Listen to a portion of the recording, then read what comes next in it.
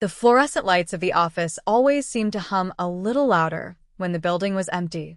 It was 9 p.m. on a Friday, and Mark was still at his desk. He was not there because he had to be. He was there because he believed in the project. For 3 years, Mark had poured his soul into the Apex Tower design. He had missed birthdays and anniversaries. He had lived on cold coffee and blueprints. Tonight was the night he would finally see the reward for that sacrifice. He straightened his tie in the reflection of his monitor and walked toward the corner office. Mr. Sterling was sitting behind a mahogany desk that cost more than Mark's car. Sterling did not look up when Mark entered. He just kept scrolling through his phone with a bored expression. Mark cleared his throat and told Sterling that the final permits were signed. He reminded his boss that they had a deal. If the Apex project went through, Mark was supposed to be named junior partner. Sterling finally looked up, but there was no smile. He sighed as if Mark was an inconvenience. He told Mark that he had done a good job, but the board felt he just was not ready for the pressure of a partnership. Mark felt the air leave his lungs. He asked what that meant. Sterling leaned back and said that they were bringing in someone else to lead the firm into the next phase. He told Mark to be grateful he still had a job. The betrayal was cold and surgical. Mark realized in that moment that Sterling never intended to promote him. He had used Mark's talent to build his own empire, and now he was casting him aside. Mark did not yell. He did not beg. He simply nodded and walked out of the office. He went back to his desk and opened a folder he had kept hidden for months. It was his resignation letter. He printed it out and walked back to Sterling's office. He placed the paper on the desk and said he was giving his 2 weeks' notice. Sterling laughed. He told Mark that he would never find another job in the city if he walked out now. Mark did not care. He left the building and felt the cool night air on his face for the first time in years. But as he sat in his car, he remembered something. He remembered a specific clause in the Apex contract. Sterling had been so arrogant that he had overlooked the fine print regarding intellectual property. Mark realized he did not have to leave quietly. He realized he could take everything back. He looked at his resignation letter through the glass window, and a dark idea began to form. He was not going to quit. He was going to make Sterling wish he had never met him. Mark drove home in silence, but his mind was racing. He began to plan the ultimate corporate reversal. He knew the weaknesses of the building design because he had created it. He knew where the money was hidden because he had tracked the invoices. He spent the entire night looking over the legal documents. By sunrise, he had found it. The loophole that would change everything. Sterling thought he had won, but the game was only just beginning. Mark realized that if he canceled his notice, he could stay inside the system long enough to dismantle it from within. He walked back into the office on Monday morning with a smile on his face. Sterling looked surprised to see him. Mark told him that he had thought about it and decided that leaving was a mistake. He said he wanted to stay and help the new partner transition. Sterling smirked, thinking he had broken Mark's spirit. He told Mark to get back to work. Mark sat at his desk and opened a new file. He titled it The Collapse. Every keystroke was a step towards Sterling's downfall. He began to redirect the digital archives. He began to contact the silent investors. He was no longer the loyal employee. He was a ghost in the machine. The tension in the office was palpable, but Mark remained calm. He watched as the new partner arrived. It was Sterling's nephew, a man with no talent and a massive ego. Mark greeted him warmly and offered to show him the ropes. It was the perfect cover. Under the guise of training, Mark was actually feeding the nephew false data that would lead to a massive architectural failure. He knew that when the foundation was poured, the errors would be irreversible. Sterling was too busy celebrating his success to notice the cracks forming in his own foundation. Mark felt a sense of power he had never known. He was the architect of his own revenge.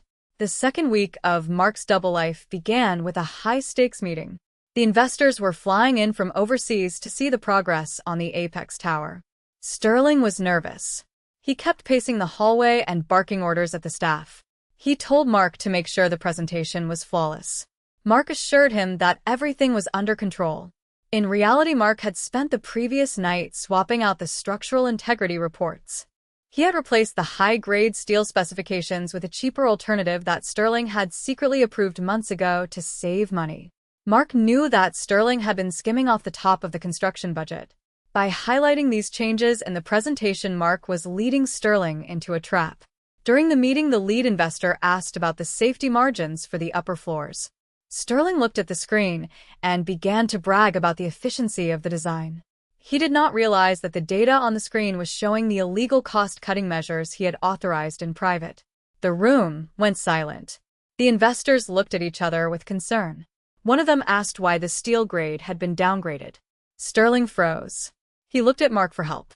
Mark stepped forward with a look of feigned confusion.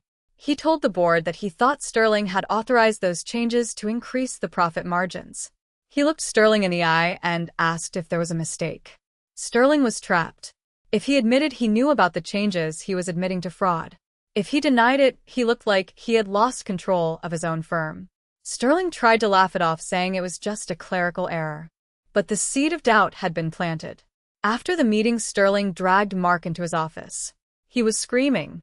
He accused Mark of trying to sabotage him. Mark remained perfectly still. He told Sterling that he was only presenting the data that was in the system. He reminded Sterling that he was the one who had signed off on the budget reports. Sterling realized he was in deep trouble. He told Mark to fix the files immediately. Mark agreed, but he said he needed full access to the encrypted financial server to do it. Sterling was so desperate to save his reputation that he gave Mark the master password. This was the final piece of the puzzle. With that password, Mark had access to every offshore account and every illegal transaction Sterling had ever made. That night, Mark did not go home. He stayed in the office and began downloading years of evidence. He saw how Sterling had cheated his way to the top. He saw the families Sterling had ruined to build his towers. The deeper Mark dug, the more he realized that Sterling was not just a bad boss, he was a criminal. Mark felt a cold fury. He decided that a simple resignation was not enough. Sterling needed to lose everything. Mark started a secret transfer of funds. He did not steal the money for himself. Instead, he moved it into a trust fund for the employees Sterling had fired without cause over the last decade.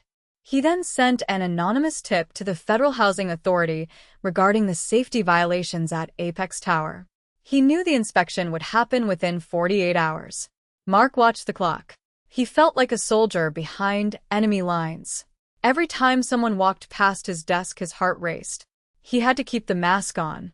He had to pretend he was still the loyal worker.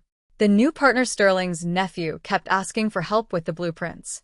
Mark gave him advice that seemed helpful but was actually designed to create a logistical nightmare during construction. The nephew was too arrogant to double-check the math. He just signed his name to everything Mark gave him.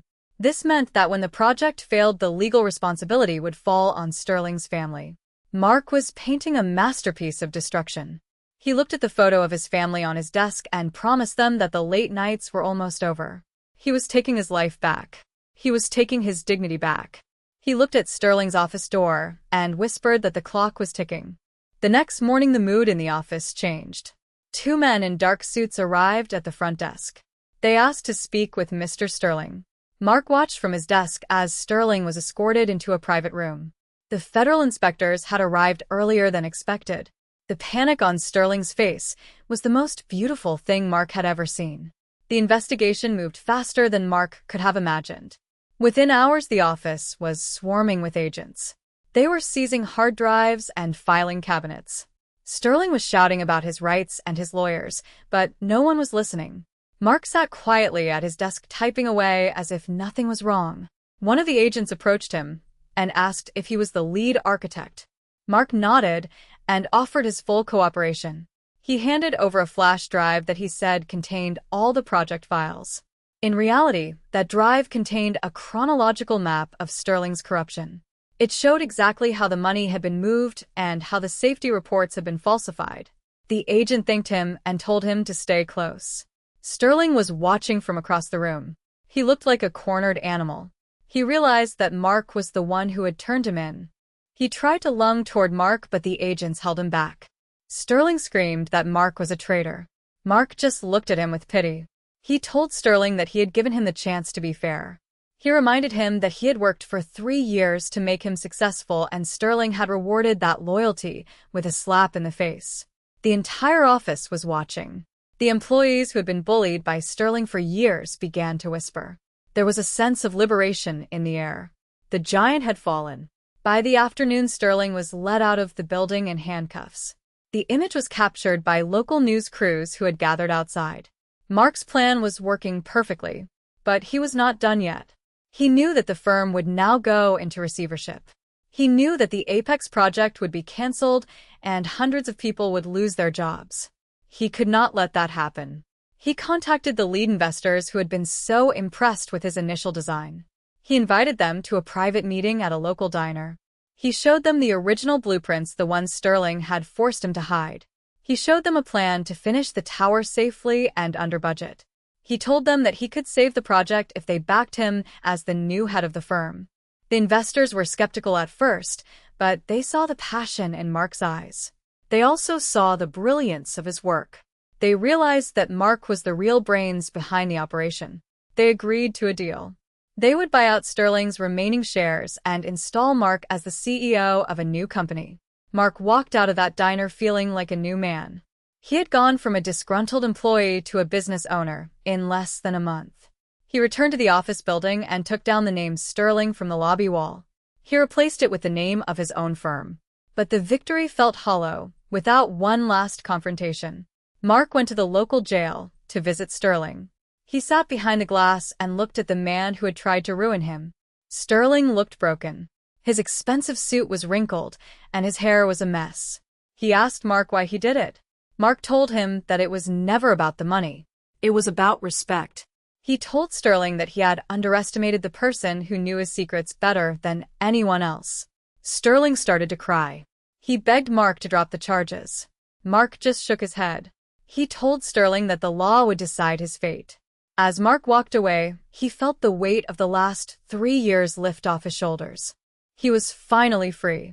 He went home to his family, and for the first time in a long time, he did not check his phone. He did not think about blueprints. He just sat in the garden and listened to the silence. He had won the war. But he knew that building a new company would be a different kind of challenge. He was ready for it. He was ready for everything. The grand opening of the new Apex Tower was a massive event. The city skyline was forever changed by the elegant glass structure that Mark had dreamed of years ago. There were no safety violations and no hidden scandals. The building stood as a testament to integrity and hard work. Mark stood on the top floor, looking out at the city below. He was no longer the tired man working under fluorescent lights. He was a leader. He had hired back every employee that Sterling had unfairly fired. He had created a culture of transparency and mutual respect. His firm was now the most sought-after architectural group in the country. During his speech at the ribbon-cutting ceremony, Mark did not talk about his own success. He talked about the importance of value. He said that a building is only as strong as the people who build it. He looked at his team and thanked them for their loyalty. In the crowd, he saw the faces of people who had once been afraid to speak up. Now, they were smiling. After the ceremony, Mark received a letter in the mail. It was from Sterling's legal team. They were requesting a settlement. Sterling was facing 20 years in prison, and he wanted Mark to testify in his favor to reduce the sentence. Mark read the letter and then walked over to the paper shredder. He did not feel anger anymore. He felt nothing for Sterling. He realized that the best revenge was not seeing someone else suffer, but living a life that was honest and successful. He watched as the letter was turned into confetti. He had closed that chapter of his life for good. Later that evening, Mark sat in his new office. It was a modest space filled with natural light. He looked at the original resignation letter he had kept. He decided to frame it. It served as a reminder of the moment he decided to stand up for himself. It was the moment he stopped being a victim and started being an architect of his own destiny. The phone rang. It was a new client with a massive project in another country. They wanted Mark to lead the design. Mark smiled and picked up a pen. He was ready to start again. This time he would do it on his own terms.